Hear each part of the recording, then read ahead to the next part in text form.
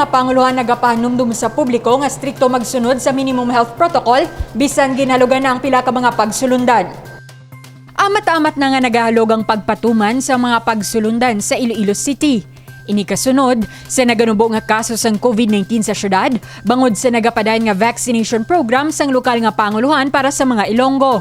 Sa datos ng Department of Health, 108.78% o kung 364,609 na ka mga Ilonggo ang nakabaton sang first dose, kag 96.65% o kung 323,949 na ang fully vaccinated. Gani suno kay Public Safety and Transportation Management Office Head Jack Kunlu, ginapanugutan na ang pagpasulod sa mga kabataan sa mga malls. Sa aton naman yung mga malls, under alert level 2, wala na kita sang age restriction, no? So, butsiningon, makasulod na ang tanan sa aton mga malls, pero dapat ang mga below 12 years old nga wala nato na bakunahan, no? Kaya muna lang nga mga age bracket ang wala pa mabakuna, dapat upod naton ang aton nga parents, no?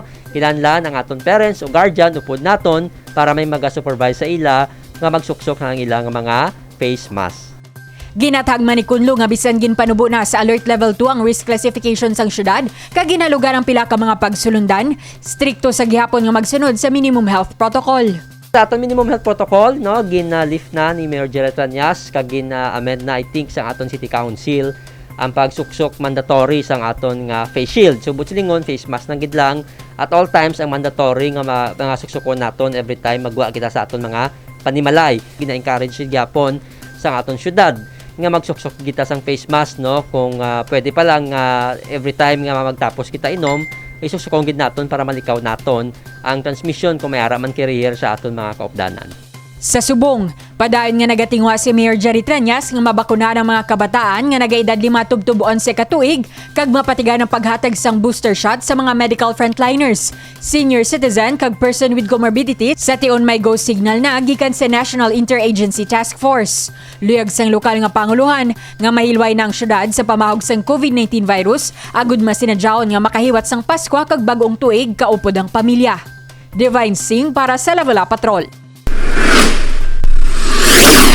Pagtanom sa mga ulutanon sa panimalay ginaduso sang Iloilo City Agriculturist Office.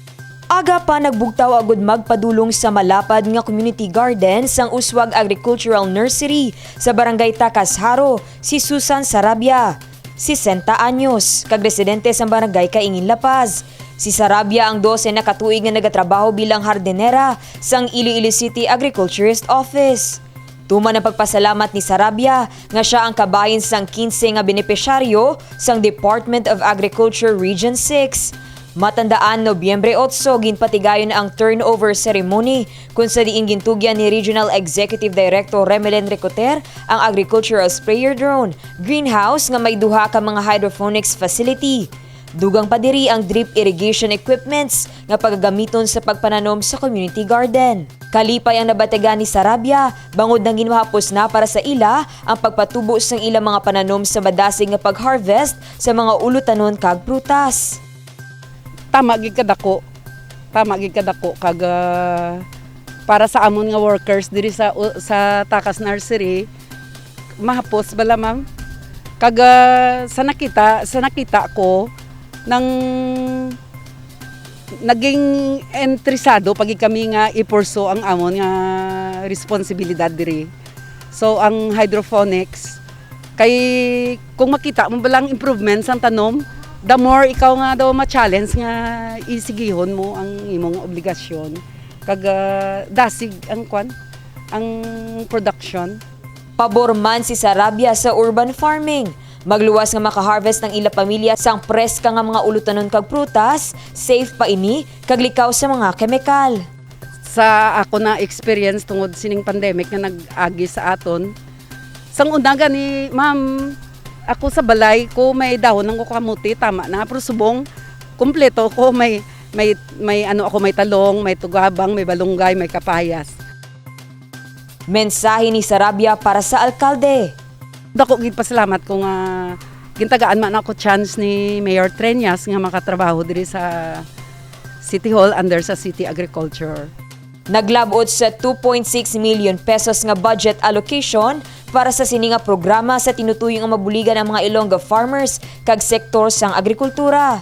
Plano man sang Department of Agriculture Region 6 sa bulan sang Disyembre nga mabuligan ang 174 ka mga mangunguma nga mahatagan sang financial assistance nga tig 5,000 ka pesos ang tagsa ka benepisyaryo. Inibilang kabahin sang Republic Act 11203 o kung kilala sa ginatawag nga Rice Tarification Law sang pungsod Pilipinas.